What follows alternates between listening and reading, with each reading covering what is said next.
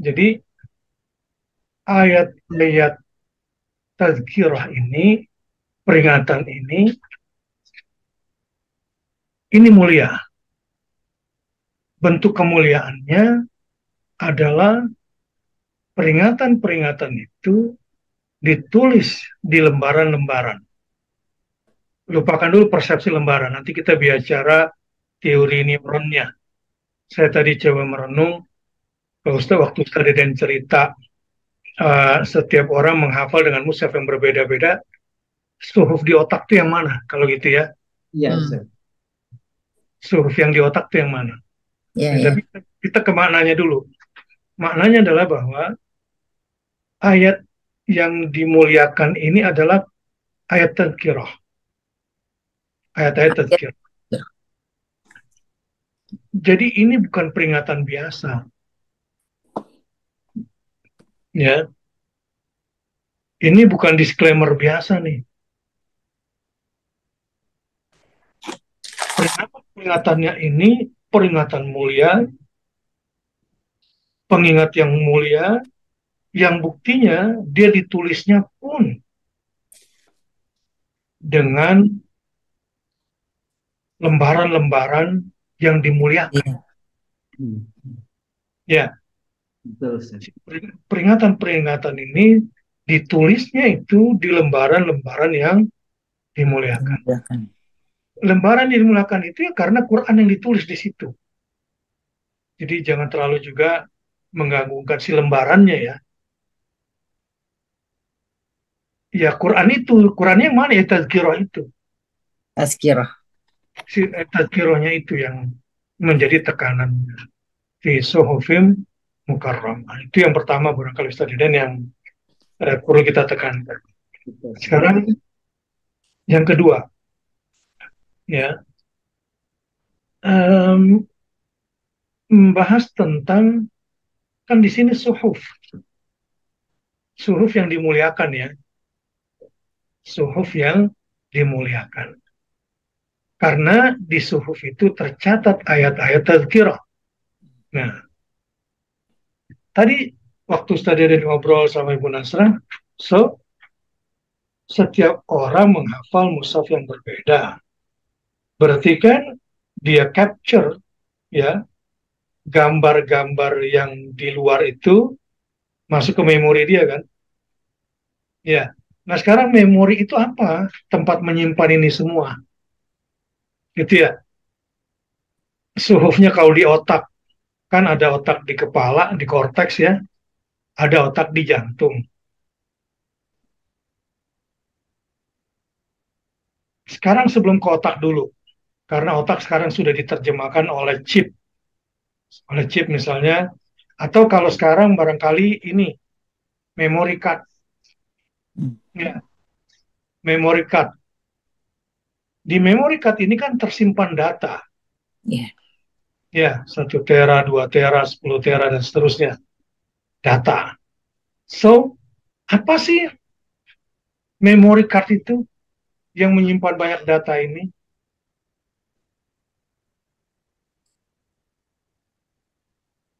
Penyimpan data di memori ini kan mencontek apa yang ada di otak manusia kan? Nah, sampai di sini baru kita masuk ke sel. Ternyata sel itu fire together and wire together. Cara kerja sel itu. Ada gelombang cahaya, jadi setiap memori itu diaktifkan, ada semacam cahaya elektromagnetik yang bergerak. Ya. Bergeraknya di atas sebuah kayak kawat gitu ya. Jadi fire together and wire together. Kalau istilah neuronnya. Gitu, Ustaz Den. Tempat penyimpanan kita masuk ke otak nih. Iya. Para hafiz itu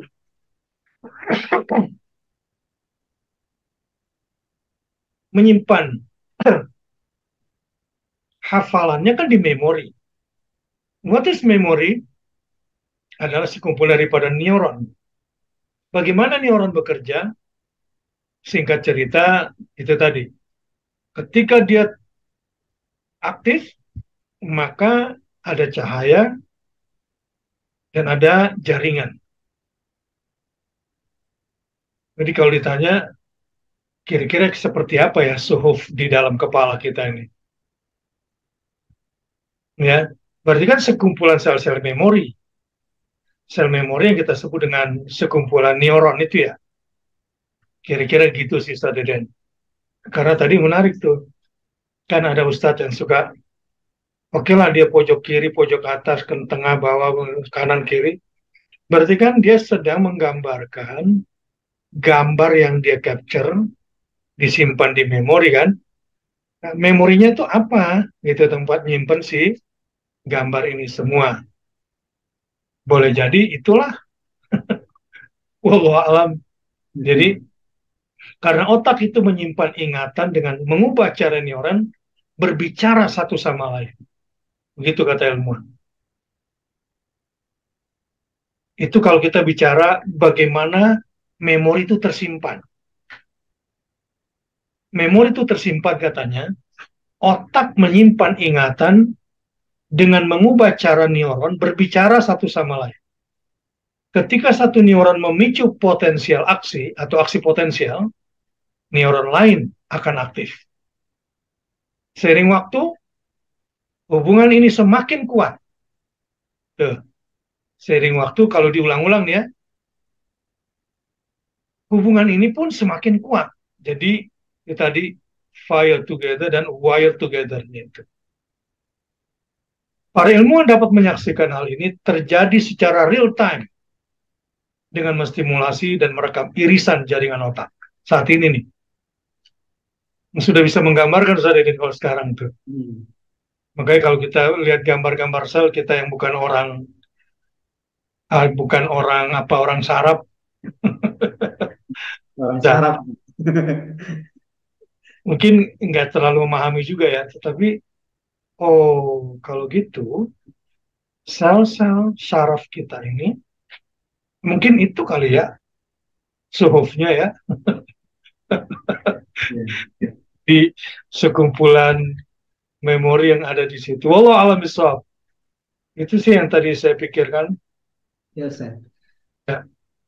Kalau saya, Ustaz, gini, selama hafalan itu masih dalam bentuk visual, itu belum, Ustaz. Belum hafal betul itu, Ustaz. Hmm. Jadi belum melebur dengan darah dan nafas itu, yang seperti itu. Kalau saya gitu, Ustaz. Ya. Jadi kalau masih patokannya kanan, kiri, atas, ayat 1, 2, 3, itu belum melebur, Ustaz. Masih terpaku sama kotak-kotak persepsi yang dibuatnya sendiri. Hmm. Ya. Ya itu untuk memudahkan dia mengikat. Iya. Kan dia mengikat ini memorinya kan. Itu kayak copy paste aja kalau itu, Ustaz. Kayak Ya. foto, crack, jadi belum terinstal dengan bagus gitu.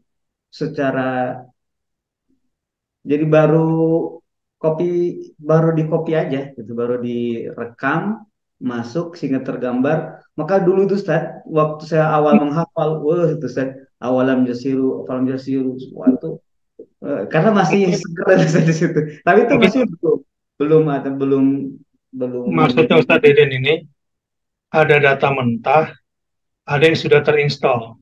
ya itu, Ustaz. Nah, maksudnya Ustadz Deden barangkali bahasa kita itu terinstall itu udah terintegrasi.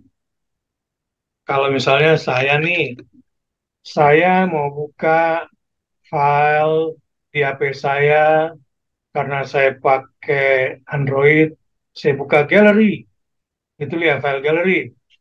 Kemudian saya buka satu-satu.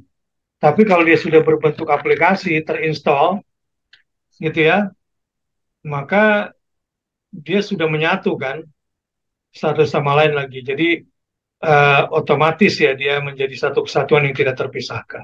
Ya. Baik.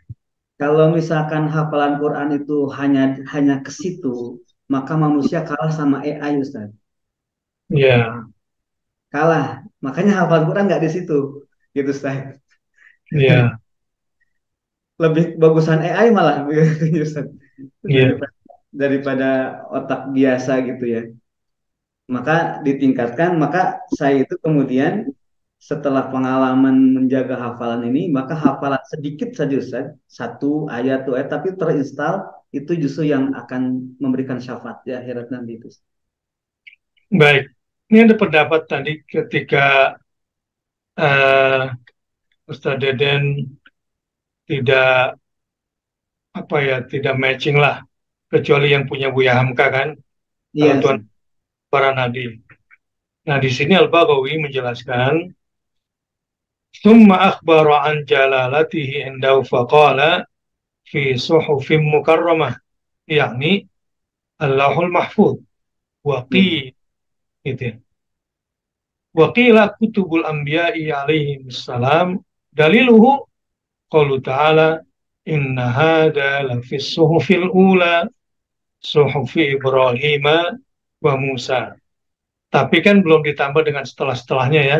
Marfu'ah itu Ustaz, marfu'atim mutahharah bi aidi safarah. Di situ Ustaz ada mentoknya.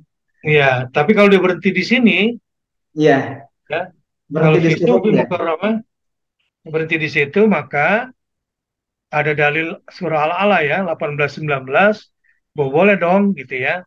Yang dimaksud di sini adalah kitab-kitab yang atau suhuf-suhuf yang diturunkan kepada Musa dan eh, Ibrahim wa Musa, yang diturunkan kepada Ibrahim dan Musa. Cuma ketika dilanjutkan, nah ini butuh persepsi lagi gitu ya. Iya Ustaz. Agak sulit memahaminya kalau dilanjutkan. Al-Baghawi marfu'ah rafi'atul qadr indallahi azza wa jalla wa qila marfu'ah yani fis sama'is sabi'ah. Jadi marfu'ahnya di sini nggak mesti dalam bentuk fisiknya tapi maknawinya ya. Iya. Ustaz. Rafi'atul qadr di sini. Bukan mungkin makna jadi kan tadi asam mungkin kalau di langit yang ketujuh ya. Terus mutahharah la yamassuha illal mutahharun. Wahum al baru dibilang di sini. Dia bilang al-mutahharunnya al-malaika. Memang lebih tepat kalau yang di langit lah ya. Iya Ustaz. Sulit sekali saya itu memahaminya kalau itu suhuf yang di dunia. Ya tapi ada cantolan-cantolannya juga tuh. Kalau Iya, sebab makanya wakila Ustaz, kata Al-Baghawi wakila. Jadi wakila itu biasanya perlu dianalisis lagi Ustaz.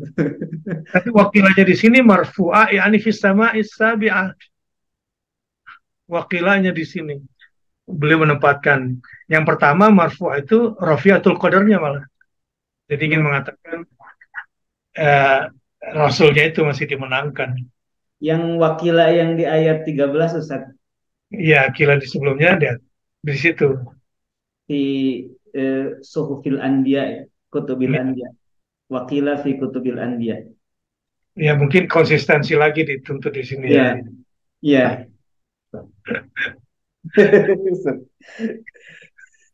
Baik, alhamdulillah ya. Senang juga kita mengamati kitab klasik ini. Karena sayang orangnya udah nggak ada. Kalau udah ada, kita tanya nanti ya. Kenapa?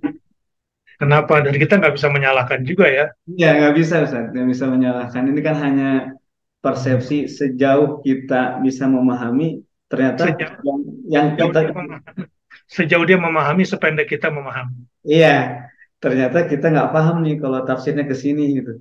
Iya.